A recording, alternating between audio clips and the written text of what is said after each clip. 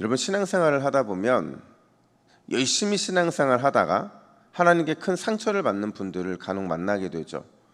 자기 뜻대로 되지 않으니까, 또 감당하기 힘든 시험이 찾아오니까 하나님께 이 상처를 받는다고 말을 하는데, 많은 분들이 뭐라고 말을 하느냐? 두고 봐라. 내가 상처받으면, 내가 상처받아서 하나님 일을 제대로 하지 않으면 누구만 손해지? 그렇죠. 하나님만 손해지. 우리는 은근히 그런 마음을 가질 때가 있거든요. 실제로 그렇습니까? 여러분, 이렇게 내 마음이 서운하고 내 뜻대로 되지 않아서 내가 스스로 이렇게 상처를 받아서 하나님 앞에서 나를 이렇게 해버리시면 하나님은 손해지라고 말할 때 진짜 하나님이 손해를 받으시냐 하는 거죠. 아니라는 거예요. 오늘 바울은 20절에서 오히려 이렇게 우리를 권면하는데, 20절 하반절 말씀을 같이 읽습니다. 시작. 높은 마음을 품지 말고 도리어 두려워하라. 아멘. 우리가 하나님 앞에서 어떤 서운한 마음을 갖거나 그런 마음 때문에 시험 들지 말고 하나님 앞에 이 교만한 마음을 회개하고 끊임없이 하나님 경외하면서 끝까지 잠잠히 하나님 뜻을 기다리는 게 우리의 모습이 되어야 한다는 거죠. 그러면서 성도들로 하여금 오늘 바울은 하나님만 손해지라는 마음에 이르기 전에 성도가 가져야 될 참 믿음이 무엇인가, 그 믿음으로 어떻게 이러한 마음의 시험당함과 힘듦을 극복할 수 있는가를 두 가지 면에서 설명을 해주는데, 첫 번째로요, 우리의 참 믿음은 넘어질까 빼앗길까 늘 두려워할 줄 아는 믿음이라고 바울은 말을 합니다. 지금까지 바울은요, 동족 이스라엘의 실패를 다뤘어요. 그러면서 그 실패가 너무나도 뼈에 사무치도록 안타깝다 이렇게 말을 했거든요. 근데 오늘 본문은 로마의 그리스도인전에서 바울의 역질문으로 시작이 돼요. 우리 11절 말씀을 보시면 중반절에 이런 말이 등장합니다. 그들이 넘어지기까지 실족하였느냐? 이 말은 무슨 말이냐면 이스라엘이 완전히 실패한 것인지를 묻고 있더라는 거죠. 사실 이방인들의 입장에서는 그렇게 느껴질 수 있다는 거예요. 왜냐하면 이스라엘은 엄청난 영적인 혜택을 받았거든요. 어마어마한 영적인 혜택들에 대해서 우리는 지금까지 다뤘죠. 근데 그들은 믿음으로 반응하지 않아서 결국 하나님께 버림받은 완전히 실패한 자들처럼 그렇게 느껴졌기 때문에 그럴 수 있다는 거예요. 근데 바울은 그렇지 않다고 확신하죠. 11절 하반절 말씀을 볼까요? 우리 화면을 보시고 같이 읽습니다. 시작. 그럴 수 없느니라. 그들이 넘어짐으로 구원이 이스라엘에게 이르러 이스라엘로 시기나게 함이니라. 아멘. 무슨 말이냐면 이스라엘의 넘어짐이 이방인에게 구원의 역사로 옮겨지게 되기는 했지만 이 모든 게 그들이 실패한 것도 맞지만 하나님의 섭리 안에 있다는 거죠. 하나님의 계획 안에서 이루어지는 일이라는 거예요. 결국 하나님께서는 나중에 어떻게 일을 하시느냐, 이스라엘로 하여금 이방인들이 받는 어마어마한 영적인 복들을 보면서 시기하게 만들 거라는 거죠. 그래서 다시 하나님의 은혜의 충만함으로, 복음의 수용으로, 예수 그리스도의 품으로 그들이 돌아오게 될 거라는 그 소망의 메시지를 품게 만들더라는 거예요. 이게 원래부터 하나님이 세우신 구원의 비플랜, 이미 준비되어 있는 계획이라고 확신하고 있더라는 거죠. 그러면서 진짜 하고 싶은 말, 아주 중요한 경고를 로마의 그리스도인들에게 하게 되는데 21절 말씀 보세요. 21절 우리 함께 읽습니다. 시작. 하나님이 원가지들도 아끼지 아니하셨은즉 너도 아끼지 아니하시리라. 아멘. 여러분, 원가지가 누구예요? 이스라엘이죠. 너는 누구예요? 로마의 이방 그리스도인들이죠. 바울은 분명 확실하게 말하는 거죠. 이스라엘의 실패는 반드시 우리의 거울이 되어야 된다는 거예요. 그들의 실패를 기억하면서 우리도 버려지고 실패할 수 있다는 것을 잊지 말라는 거죠. 언제나 넘어질까, 언제나 빼앗길까, 잠잠히 두려워할 줄 아는 믿음으로 살아가야만 우리도 원가지의 실패를 우리의 삶에 경험하지 않을 수 있다, 이걸 말해주고 있더라는 거예요. 여러분, 기회가 은혜라는 사실을 다시 한번 확신하십니까? 오늘의 기회는, 현재의 기회는 하나님이 나에게 주신 특별한 축복이에요. 그 기회를 누리지 못하면, 걷어차면 더 이상 그 기회는 내 기회가 될 수 없다는 거죠. 그래서일까요? 여러분, 바울은요, 예수 그리스도를 믿은 이후에 끊임없이 두렵고 떨림으로 사는 사람이었어요. 그가 초기 서신이었던 이 고린도전서 15장 8절에서 우리가 잘 아는 아주 유명한 말을 하죠. 고린도전서 15장 8절에 뭐라고 말을 해요? 맨 나중에 만삭되지 못하여 난 자 같은 내게도, 이렇게 말을 해요. 당시 바울은 굉장히 능력 있는 복음 사역자였죠. 회심하고 누구도 감당할 수 없는, 누구도 범접할 수 없는 위대한 사명자의 사명을 감당하고 있는데, 그런 자신을 향해 뭐라고 말을 해요? 만삭되지 못하였다. 복음 앞에서 여전히 부족하고 여전히 어리석은 자기의 모습을 고백하더라는 거죠. 근데 놀랍게도 이게요, 바울의 사역의 초지일관 나타나는 모습이었다는 거예요. 그래서 마지막 이 후기 서신들이 모여있는 그곳 가운데, 특별히 디모데전서 1장 15절에서 뭐라고 말하냐면, 내가 죄인 중에 괴수다, 이렇게 말을 해요.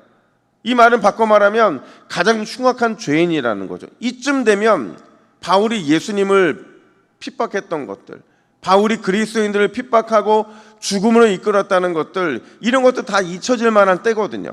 가장 큰 교회의 리더이고 복음 전도도로 가장 알려져 있는 그가 자기를 가장 흉악한 죄인이라고 고백할 수 있었던 이유, 아니 그렇게 해야만 했던 이유가 뭐냐면, 바울은 여전히 두렵고 떨림으로 넘어질까 빼앗길까 구원에 대한 두려움이 그 안에 있었기 때문에 그런 거예요.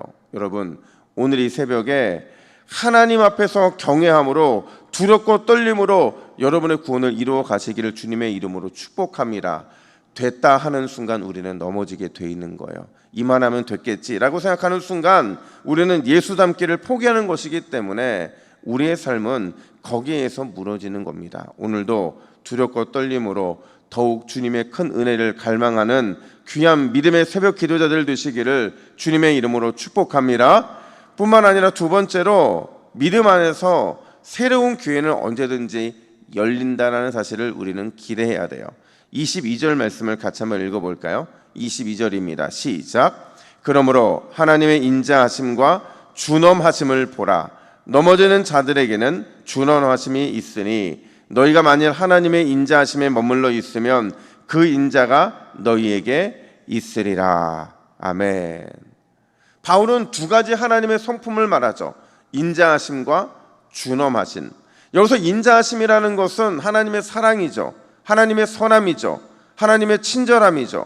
그렇다면 준엄하심은 무슨 뜻이냐? 하나님의 잘라내심이죠. 하나님의 냉정한 처벌, 심판을 의미하는 거예요. 근데 여러분 잘 보세요. 왜 바울은 하나님의 이 상반된 두 성품을 한 절에서 함께 말하고 있느냐? 여러분, 하나님의 성품 중에서 인자하심의 강점에 있는 표현입니까? 아니면 준엄하심의 강점에 있는 표현입니까?